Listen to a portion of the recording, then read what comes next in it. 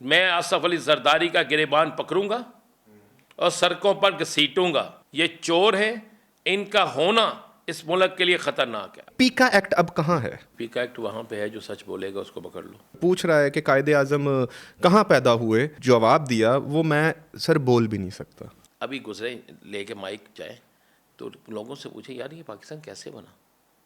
मैं किया है सर, मैंने एक पिछले दिनों वीडियो देखी है सर, वो भी आपने मुझे याद करवा दिया कायदे आजम के बारे में कि, और वो एक नामवर चैनल के ऊपर वो अपलोड हुई है जिसमें मॉनिटरिंग होती है, जिसमें स्क्रूटनिंग होती है। वो सर पोस्टेड है, हाईलाइट्स में वो लाइन लगाई हुई है। वो उससे पूछ रहा है कि कायदे आजम कहाँ पैदा हुए, और आगे से वो जो एक आदमी ने खड़े हुए जवाब दिया वो मैं सर बोल भी नहीं सकता। मैं अपने कायद के बारे में मैं नहीं, मेरी मेरी ये नहीं, मैं सोच रहा था कि पीका एक्ट अब कहाँ है।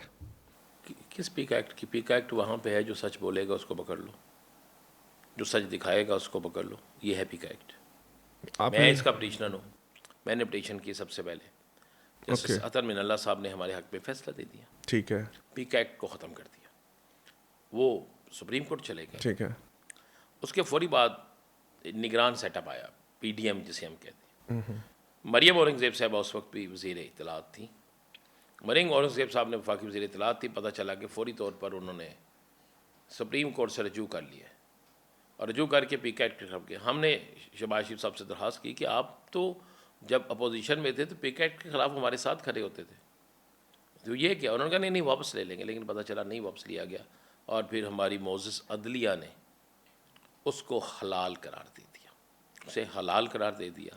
और आज हलाल करार क्या दिया गया कि अगर आप कोई बात करेंगे तो वो पीका एक्ट के ज़ुमरे में आएगी। अच्छा, पीका एक्ट है क्या? हम आपको हम नाजरीन को बता दें। जी जी, नाज़रीन को बता। पीका एक्ट है कि आपने कोई झूठी खबर नहीं देनी, फेक न्यूज़ नहीं देनी। फेक न्यूज़ नहीं देनी। ठीक अब है, फेक न्यूज़ अच्छी क्या बात है। मुझे एक बात बता दें, मेरा सियासतदान तकरीर कर रहा है, वो तकरीर में कहता जनाब मैं आसफ अली जरदारी का गिरेबान पकड़ूंगा और सड़कों पर घसीटूंगा। अच्छा, और आसफ अली जरदारी साहब कह रहे हैं जनाब ये चोर हैं, इनका होना इस मुल्क के लिए खतरनाक है। अच्छा, मैंने टीवी पे दिखा दिया। जी। अगर वही बंदा वजीर आजम बन जाता है, वही सदर बन जाता है, तो फिर पीका एक्ट किस पे लगना चाहिए? उन पे लगना चाहिए ना जिन्होंने कौम को उस वक्त झूठ बोला, जिन्होंने झूठी खबर तमाम टीवी चैनल पे चलाई, जिन्होंने झूठी खबर हर तरफ फैलाई। उसके बाद आप आ जाए, आप वादा करते हैं। सर माजरत आपकी, मैं बात काट रहा हूँ मुझे, क्योंकि मैं भूल सकता हूँ ये बात। सर फेक न्यूज़ में और मनगढ़ंत न्यूज़ में क्या फ़र्क है?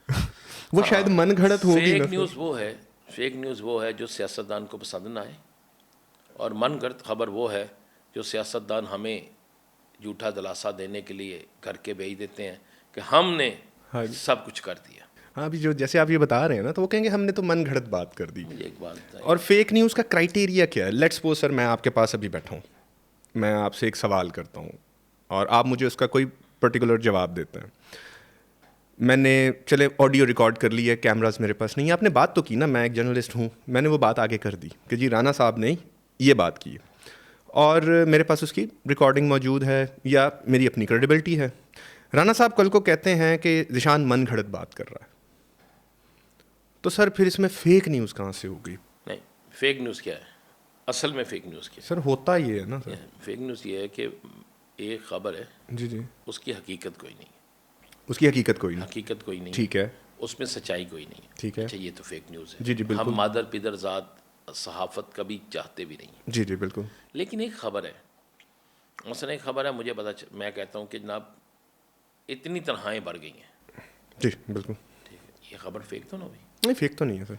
अच्छा, असम्बली के अंदर अरकान असम्बली एक दूसरे को गाली निकालते हैं, बिल्कुल निकालते हैं सर, एक वो दूसरे को चोर कहते हैं, तो जी बिल्कुल कहते हैं। एक दूसरे को फ्रॉड भी कहते हैं, एक दूसरे को लूट मार का माल भी कहते हैं।